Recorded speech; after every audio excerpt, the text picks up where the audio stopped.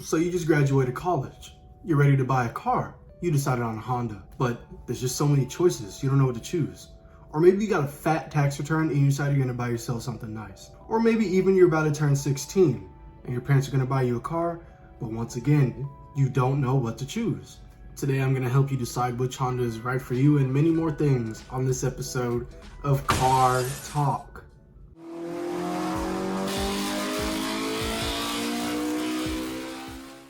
Now, before we get into the video, I'd like to just thank everyone who supported my 2023 Integra is Gonna Be Great video. We broke over 1,000 views. And for me, I never thought that I would get anywhere close to that on a video like this right here. It's literally just me talking in front of a screen. In fact, I'm talking to myself right now. Like, this is crazy. 1,000 people watched that video. Crazy. Thank you guys. Road to 1,000 subscribers so we can get monetization. Hit that like button. Now, obviously there's many reasons why you would need a car, but let's start off with the most basic. You just want to get from A to B. For that, you could really get any old Honda that's just been kept up and maintained with. And I say kept up and maintained with because if you get any Honda that, has a bunch of damages, needs a bunch of repairs, you might be spending more money that the car is actually worth. And with that money that you would be spending on repairing the car, you could have got a newer Honda. So yeah, a quick search for a Honda on, let's say, Marketplace renders a bunch of Hondas that, at least on the outside look good to me. Haven't, been super damaged or anything. With these Marketplace cars, I recommend bringing a personal mechanic to come check out a car with you if you go to check out the car. Just because, like I said before, if it needs major repairs, you don't want to spend that money repairing the car, because then you're spending more money than the car's worth, and you can put that money towards a better Honda. Unless, of course, you're trying to build a project car, which in that case, I don't even think you should be watching this video. I think you know what Honda you need. But in the rare event that you are trying to build a project car and you have no clue where to start, I'll give you 3 cars that I think are good project cars. The EM1, the EK, and the EG Civic are all cars that people love to do projects in. Ranging anywhere from K-swaps, H-swaps, I even see J-swaps, which is a V6 if you don't know. I don't even know how that fits in the Civic, but yeah. Now let's say you have money to spend on a nicer Honda. Let's take a look at their sedans first. Sedans are good for daily driving, have decent enough space in the car. You can carry up to 5 passengers. Overall, the sedan is just a good bargain. Especially when the 2 main sedans in Honda's lineup start at like the low to mid 20,000s, which by today's standards and today's market is cheap. Let's look at the Civic first, a car that's been around for almost triple the amount that I've been alive.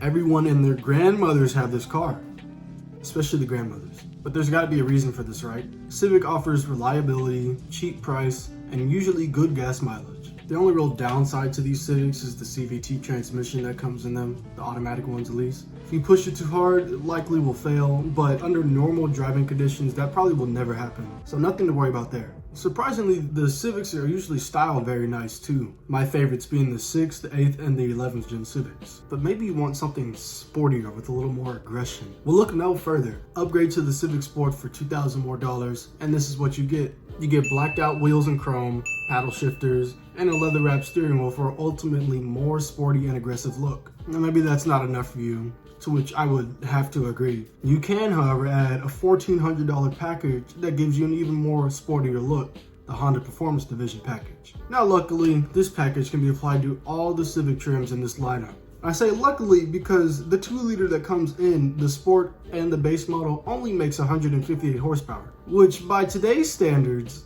is really low. You can upgrade to the EX or the Touring model in order to get the 1.5-liter turbocharged 180 horsepower engine. This may not seem like that much, but with the simple flash tune, you can upgrade the boost and allow your car to make more horsepower. Just make sure you know what you're doing, because I don't want to be responsible for anybody's engine exploding. But maybe still, even after the HPD package, the 1.5-liter 180 horsepower engine, it's still not enough sport for you. Well, I have one final thing. The 200 horsepower Civic Si.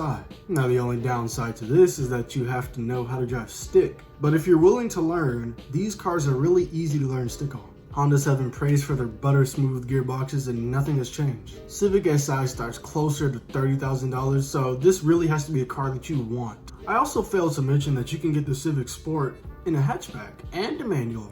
Only downside is that it's limited to that 158 horsepower 2-liter.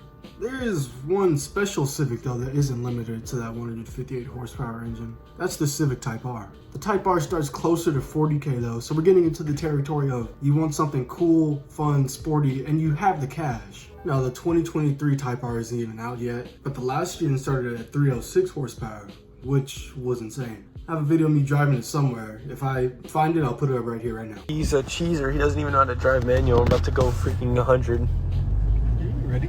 Yeah.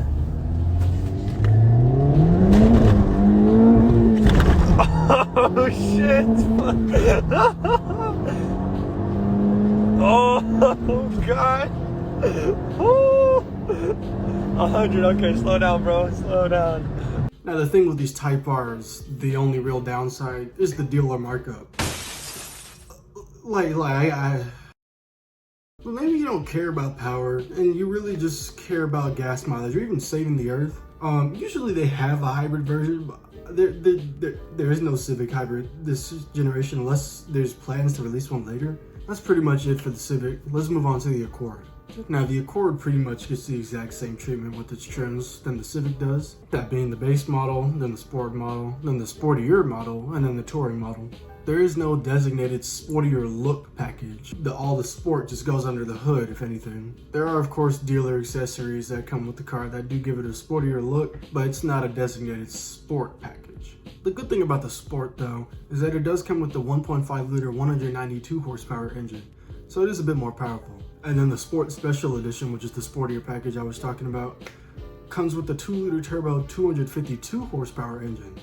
That's quick. The crazy thing about the Sport and the Sport Special Edition is the difference in price. It's barely even $2,000, so if anything, just get the Sport Special Edition, get the 2 liter turbo.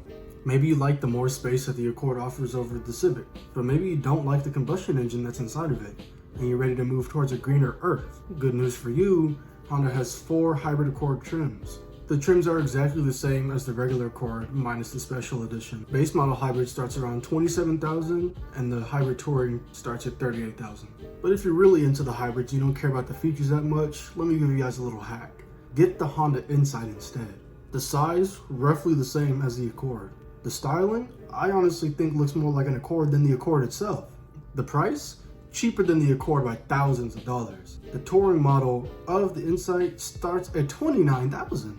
That's pretty great. There's also the Honda Clarity, but you're forced to lease the car for some reason, which for me is...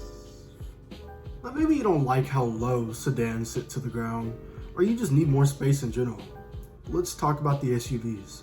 Now say you want the space of an SUV, but you don't want to feel like you're driving a monster truck, say like the Lincoln Navigator. I think the car for you would be the Honda Hrv. The Hrv is a subcompact SUV crossover car, basically meaning that if an SUV and a sedan had a baby, this is what it would be. The car comes with the same 4 default trims that pretty much all these Honda cars come with, but the shock factor here is the price. It's actually cheaper than the Civic. The base model starts at $21,000 and the top trim starts at $26,000. The car is also styled pretty decently too. It doesn't really scream grandma like you'd think it would. Next up for SUVs, we have the CRV, which is almost like the big brother to the Hrv. The CRV has 7 seats in the car, so it's perfect for carrying around a family, or maybe even just your group of friends. Of course, not all 7 seats have to be used at the same time, which means you have more space. The CRV is also bigger than the Hrv, but it doesn't necessarily mean that it's like a monster truck of an SUV.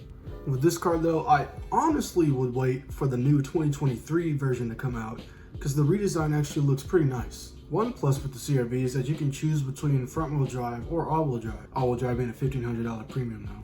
You can also get the CRV in a hybrid starting around $32,000 and then $37,000 for the touring model. Next up for SUVs, we have the Honda Pilot, which has the most trims that I've ever seen on an SUV. This car has 7 different trims. One thing that's interesting though is that the sport model is the base model. I don't know, I just thought that was funny. The Pilot starts at $38,000 and the top trim starts at $51,000, which I think is the biggest difference in packages that we've seen today. But don't be caught too off guard by that price. Pilot is a big boy SUV, full-size SUV, and no more of that crossover mess. You get 8 usable seats. I think it's important that I specify usable. Comes with the 280 horsepower 3.5 liter V6 to J35Y engines. Now, most people don't buy SUVs to go fast, but surprisingly the Honda Pilot's 0 to 60 time is 6.3 seconds. I think that's faster than my TLX. If you're gonna shoot for any trim in the Pilot, I would recommend getting the black edition. I don't usually say this, but this is one sexy SUV. Look at this. Now let's talk about the Passport, which essentially is a Pilot. It has the same engine as the Pilot, pretty much almost the same body style. It's kind of just a Pilot with the third row axed off, so there's only 5 seats, and it's a little bit lighter, maybe a little bit quicker too. There's only 3 trims, and it starts off around the exact same price as the Pilot too. The top trim being at $45,000, but who's to say that if there weren't 7 trims, it would also be at $50,000 too. The main appeal of the Passport here is that it sits higher than the Pilot. So if you want to feel like a big boy on the road without being in one of those loud, annoying trucks, this is the SUV for you, I guess. There are some benefits for the car being higher though. If you're into off-roading, it's better for off-roading. I don't know if you could say it's a good off-roading car. It's probably a good base for an off-road build, if anything. So if that's your thing, then go for that.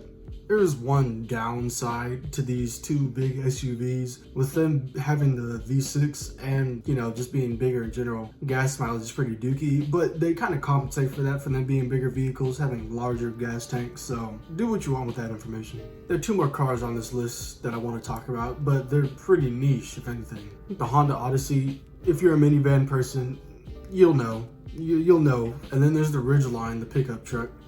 Pretty much, if you like VTEC, but you need a truck, so get the Ridgeline. That's all.